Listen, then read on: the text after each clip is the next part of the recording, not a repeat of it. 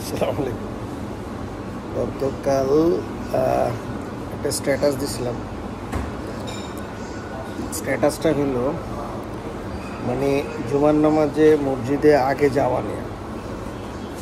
তো সেখানে আমার এরকম একটা কথা ছিল যে জুমার নামাজে নর্মালি যে হাদিস অনুযায়ী আছে যে আপনি খুতবার আগে এই যদি যান, যত আগে যাবেন তত বড় কোরবানির সব পাবেন। মানে আপনি যদি অনেক আগে যান খুতবার আগে, তাহলে উট কোরবানির সব পাবেন। তারপরে আরেকটু পরে যদি যান গরু কোরবানি, আরেকটু পরে যান ছাগল কোরবানি, আরেকটু পরে যান দুম্বা কোরবানি, এরকম হইতে হইতে হইতে হইতে মানে ক্ষুদ্র হইতে থাকে। যত আপনি খুতবার নিকটবর্তী হবেন তত আপনার কোরবানির সওয়াব কমতে থাকে।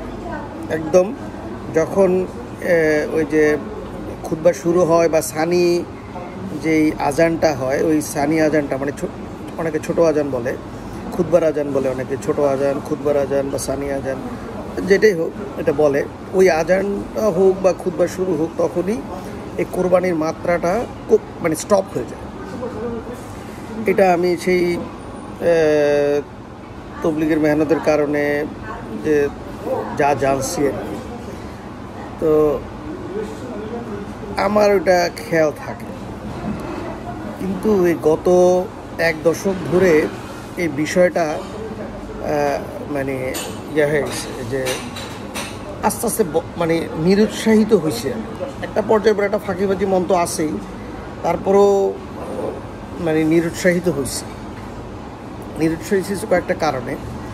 যে আমাদের যে আছে ওই ইমাম সাহেবরা আছে, এত চিৎকার দিয়ে কথা বলে মানে, এবং মানুষ আবেগের বশবর্তী হয়ে মাঝে মাঝে একটু উত্তেজিত হয়ে কথা বলে, আবেগ ভরে কথা বলে, বা এটা মানুষের হয়, ফ্যামিলিতে হয়, অফিসে হয়, ব্যবসায়িকভাবে হয়। হঠাৎ করে উত্তেজিত হয়ে আবেগতাড়িত হয়ে মানুষ, এইটা হলো 100 ভাগের 1 ভাগ বা 2 ভাগ বা 3 ভাগ হইতে পারে।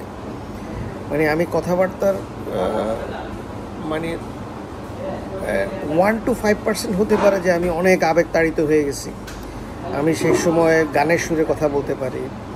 সেই সময় যেমন ওই যে মানুষের গ্রাম এলাকায় কী হয়, পিতামাতা যখন মারা যায় বা তার যখন বিপদ হয় বা সে যখন অনেক বিপদগ্রস্ত হয়, তখন গ্রামের লোকেরা সুর করে টেনে টেনে কথা বলে, হায় রে আমার মা মারা গেল রে, হায় রে আমার বাপ মারা গেল, তুই কই গেলি রে, ছেলে মারা গেলে তুই কই গেলি রে, কথা বল রে।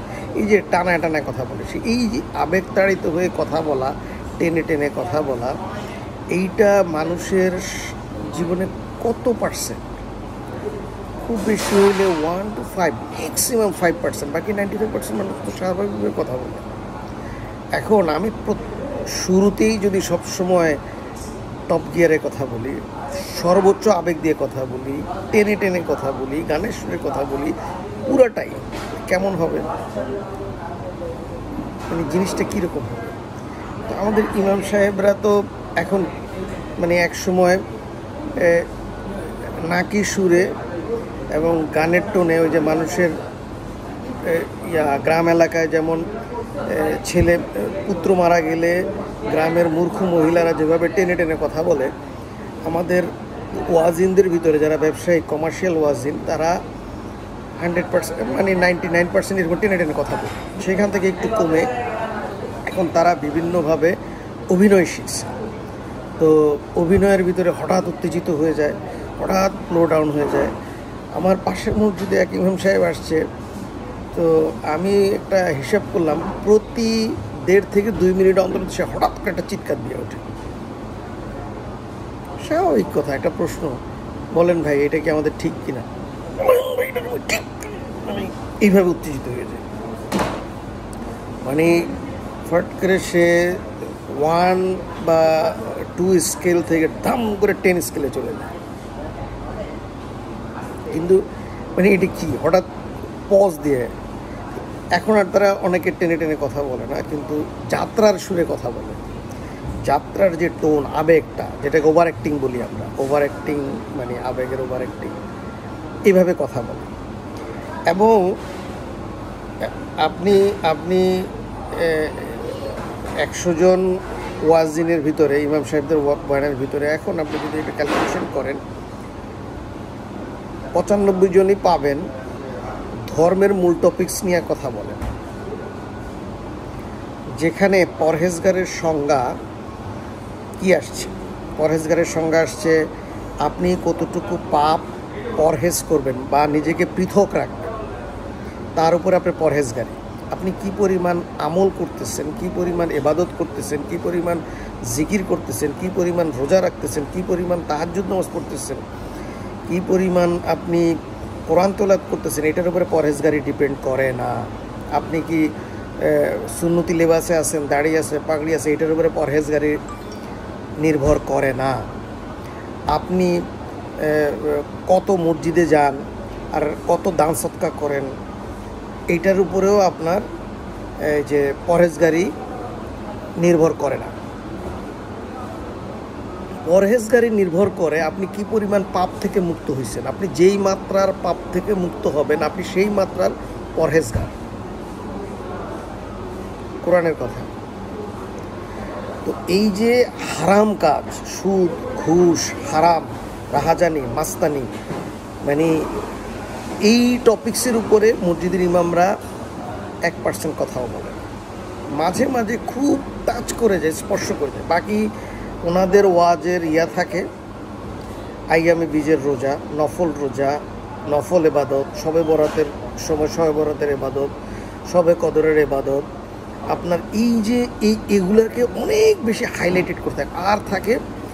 আর 90% ভিতরে তো এটা থাকে, এটার অর্ধেকের বেশি থাকে সৎকা করলে আপনার কী লাভ, এতিমখানায় দান করলে কী লাভ, মসজিদে দান করলে কী লাভ, আপনি জাকাতের টাকা ওনাদেরকে দিলে কী লাভ, মানে ওনাদের কথিত ফান্ডে দিলে কী লাভ, এটা থাকে বেসিক জিনিস। আপনি দেখবেন মসজিদের ইমাম সাহেবের সবচেয়ে বড় খাতির হচ্ছে ওই মহল্লার সবচেয়ে বড় মাস্তানটার দোকানে উনি সবসময় বিকেলে চা নাস্তা করেন। এটা অন্যায় না। আমি একটা মানুষকে লাইনে আনার জন্যে আমি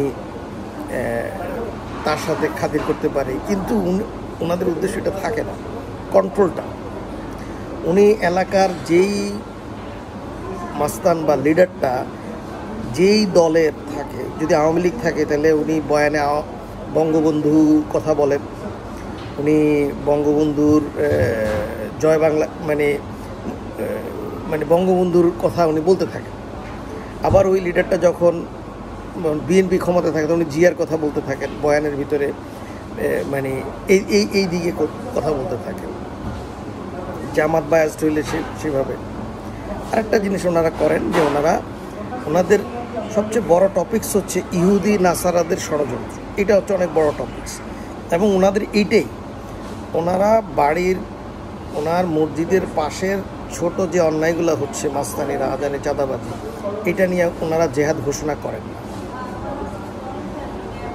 ওনার মসজিদের যেই কমিটিতে যারা প্রভাবশালী আছে তারা বিভিন্ন জানা, কারণ এলাকার ভিতরে সবাই জানে কে কী, তা কার কোয়ালিটি কেমন, এটা সবাই জানা। ওই পাপগুলা, ওই অপরাধগুলা, ওগুলো নিয়ে উনি কথা বলেন না, জেহাদও ঘোষণা করেন না। উনি জেহাদ ঘোষণা করেন আমেরিকার বিরুদ্ধে, উনি জেহাদ ঘোষণা করেন ইসরায়েলের বিরুদ্ধে, উনি জেহাদ ঘোষণা করেন মানে যেখানে ওনার পৌঁছানোর কোনো স্কোপ নাই, যে বাগাড়ম্বর বললেই হবে, মানে গলা ফাটাইলেই ওনার জেহাদ কমপ্লিট। কিন্তু ওনার মসজিদের পাশে তো জেহাদ যদি করতে হয়, উনি যেহেতু মৃত্যুই দিয়ে দিবেন, তো ওনার কী ভয়? আমি না হয় কম ইমানদার, আমার মৃত্যু ভয় আছে, এই জন্য আমি জেহাদ ঘোষণা করি না, কারো বিরুদ্ধেই করি না। উনি জেহাদ ঘোষণা যেহেতু করছেন, ওনার সাবজেক্টিভ জেহাদ, এই সাবজেক্টিভ জেহাদের কী মূল্য থাকতে পারে আপনি আমারে বুঝান। আমার মসজিদের সাথেই ভ্যানে চাঁদাবাজি হচ্ছে, বলা হয়েছে রাস্তার ভিতরে কষ্টদায়ক জিনিস যদি কেউ দূর করে দেয় এটা ইমানের লক্ষ্য। এবং এই যে রাস্তা ক্লিয়ার না করে ভ্যানের উপরে চাঁদাবাজি হচ্ছে, দোকানে দোকানে চাঁদাবাজি হচ্ছে। ওনার যে মসজিদ কমিটির সভাপতি থাকে, সে সবাই জানে ওপেন যে সে একটা গভর্নমেন্ট প্রতিষ্ঠানের ক্লার্ক, অথচ এলাকায় তার 8 তলা বাড়ি, এবং এটা সবাই জানে উনি কেমন। ওনার সাথে ওনার বেশি খাতির। উনি ওটার বিরুদ্ধে জেহাদ করুক, আমেরিকার বিরুদ্ধে, ইসরায়েলের বিরুদ্ধে, ওনার এই যে ইহুদি নাসারাদের বিরুদ্ধে জেহাদটা রেখে উনি এই জেহাদটা করুন। আমি তো ভাই আমার দুর্বল ইমান, আমি যেহেতু এই আমার বাড়ির পাশে ক্রাইমের বিরুদ্ধে জেহাদ ঘোষণা করি না, এই জন্য আমি আমেরিকা, ইহুদি নাসারা তাদের বিরুদ্ধে জেহাদ ঘোষণা করি না। উনি যেহেতু আমেরিকা, ইহুদি নাসারা ষড়যন্ত্র বুঝে ফেলছেন, উনি আমেরিকা, রাশিয়া, ভারত এদের বিরুদ্ধে উনি জেহাদ ঘোষণা করে ফেলছেন, এবং জেহাদ এমনভাবে রক্ত গরম করার কথাবার্তা। তা আমি এই সমস্ত কিছু নিয়ে ওখানে 3টা কথা, এত কিছু তো ওই শর্ট স্ট্যাটাসে বলা যায় না, ওখানে খালি বলছিলাম এই ওভার অ্যাক্টিংয়ের কথা।